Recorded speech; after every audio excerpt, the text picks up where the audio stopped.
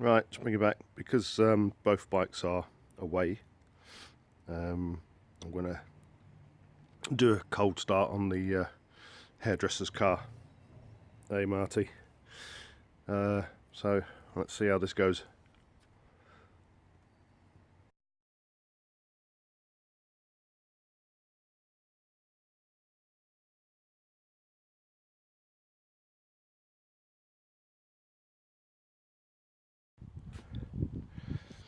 Okay, ignore the drag bike under there.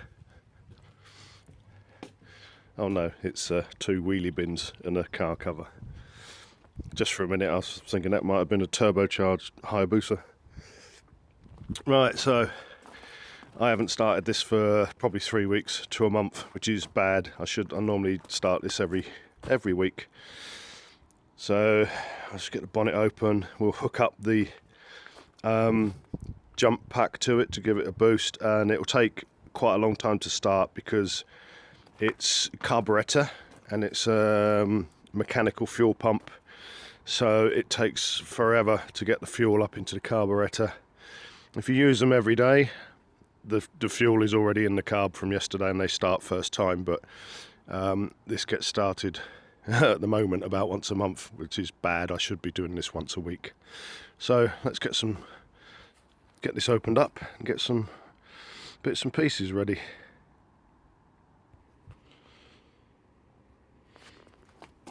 Yeah, there's the mechanical fuel pump is there. I've got a fuel filter on this, which also doesn't help the not starting it for a while. So fuel's got to come up from the tank into the fuel filter, drawn up into the pump, and then from the pump to the carb and fill up the float bowl and then start. So I'm going to stick my jump pack. Battery might be okay, but I think I'll give it a boost anyway. Right, jump pack connected. It's telling me it's polarities correct. Got a couple of extension leads on it because they give you really short leads on these. So that's ready to go.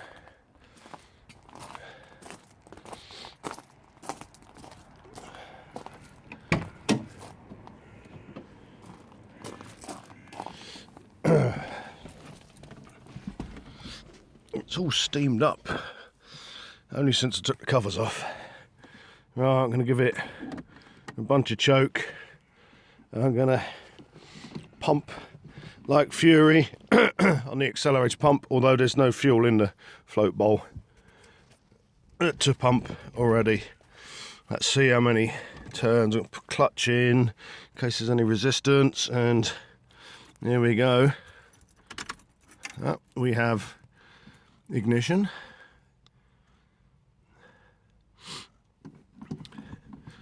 Obviously the oil pressure light's on and the battery light's on because it's not cranking. Right, now it's going to be the choke dance.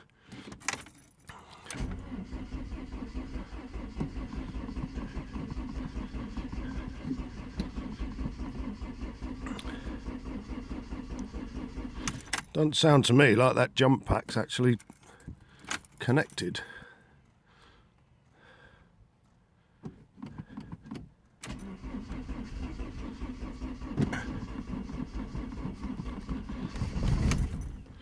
Nearly.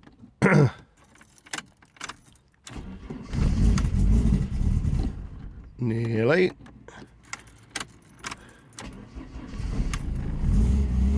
There we go.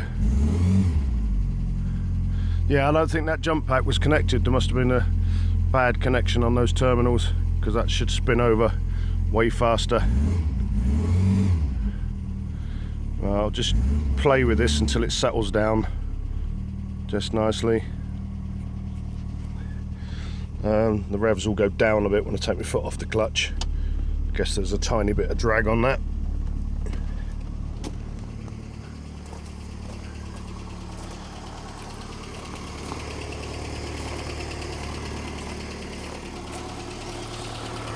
Yeah, maybe maybe I didn't have a good connection on these, who knows. Anyway, it started. I'll just unhook this. Yeah, she's sounds quite happy, just running on choke. I'm going to let it, I'll gradually decrease the choke as it warms up, which will be, takes forever to warm up because I did such a good job on the cooling system. So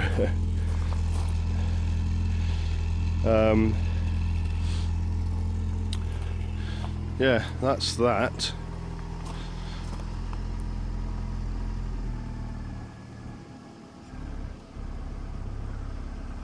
Yeah, I don't want to run it on too much choke because it will shut up the plugs. Yeah, that must have been 3 weeks to a month since I started it. Last time I went out and it was the MOT, which was late September. So it's probably, yeah, that probably was the last time I actually used it, started it. Right, she's gonna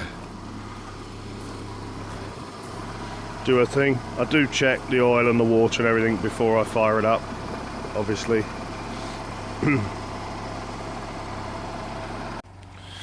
Right, ticking over, off choke, still stone cold, but yeah, that's no choke, so it's not up to full temperature, so it's slightly lumpy, but when it gets to decent temperature it will smooth out. But there you go.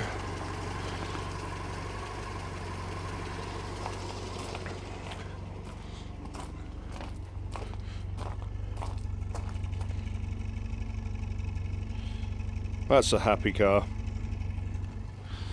It's also a very damp, wet car now that I've taken the covers off, and it must be quite humid today. Not humid, but wintry moisture today.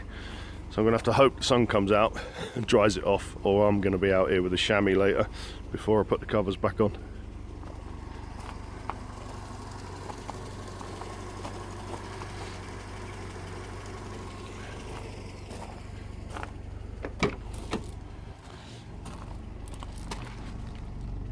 Yeah, still cold. That needle needs to be in the middle. But, not a bad place to be.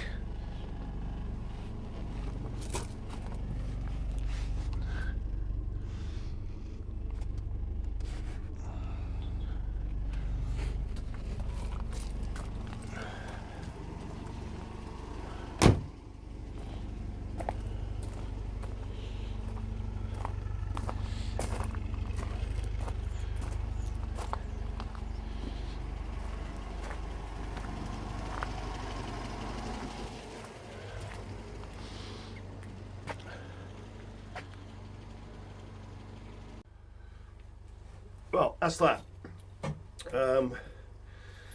Strange having an empty garage. I'm considering getting another industrial unit. One to keep the Escort in dryness, and read to the BMW, because I might have that till next spring, till it sells. Who knows? It's up for sale, and there's no room in here. Really, I can get one bike in and my tools. That's it in this garage I built. It's really a shed, but I call it a garage because it makes me feel better. So yeah, I'm considering an industrial unit for the Escort to go in over winter, well, all the time really. Whatever spare bikes are around, the ones that I'm not using daily. My band gear is growing at the moment because we're doing a few gigs again. So my whole bench underneath, without stopping the camera, I'll try to do this backwards. This is all band gear. All my guitars are indoors. There's the same again at Sam's house as well. So I'm running out of space. It says sitting in 1/3 of an acre. I'm running out of space. I'm thinking about separating the hobby stuff from me home stuff.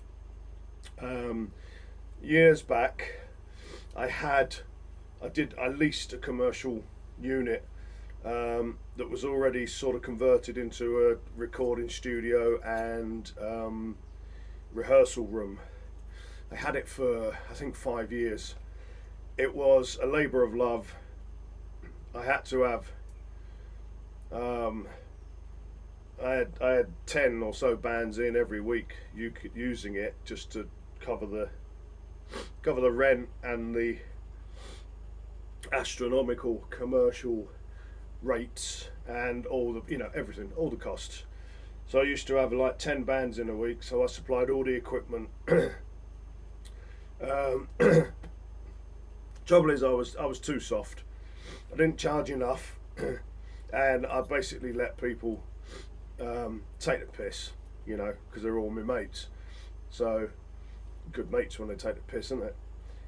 So in the end, after I used to renew the lease once a year. After 5 years, I decided it was too much. Even though it was fantastic for my own band and my own recording stuff, it was a bit of a nightmare.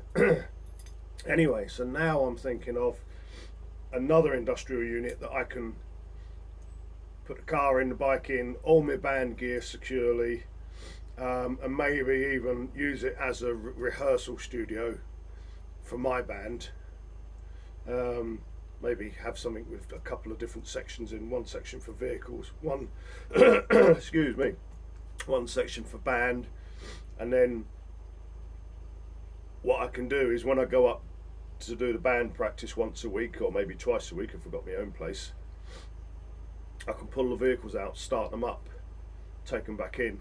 So it means that every time I rehearse, I'm also firing up the vehicles, and it's somewhere, I've said, somewhere to get the hobby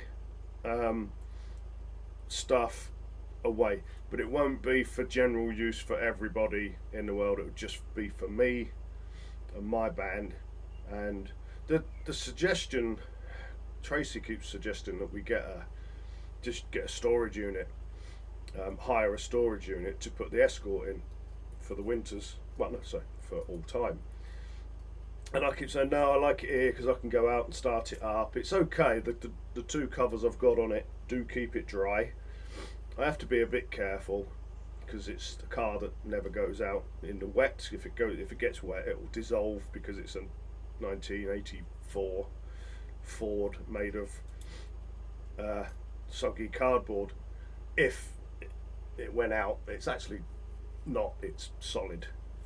But it's lived all its life in the garage. It's now spent the last four or 5 years, I think 4 years we've had it.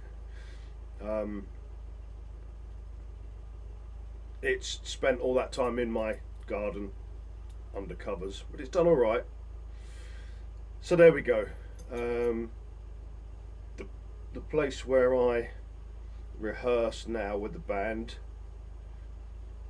is just the band rehearsal room that someone's taken on, and they hire it out to bands like mine. It's excellent, really nice, but I'm looking for something a bit more industrial. Who knows? Don't think storage, I think an actual industrial unit. But financially, it's, got to work out the cost and see if I can afford to pay it if there's no financial help. I.e., say we knock the band on the head. Obviously, it's just going to be me paying. So I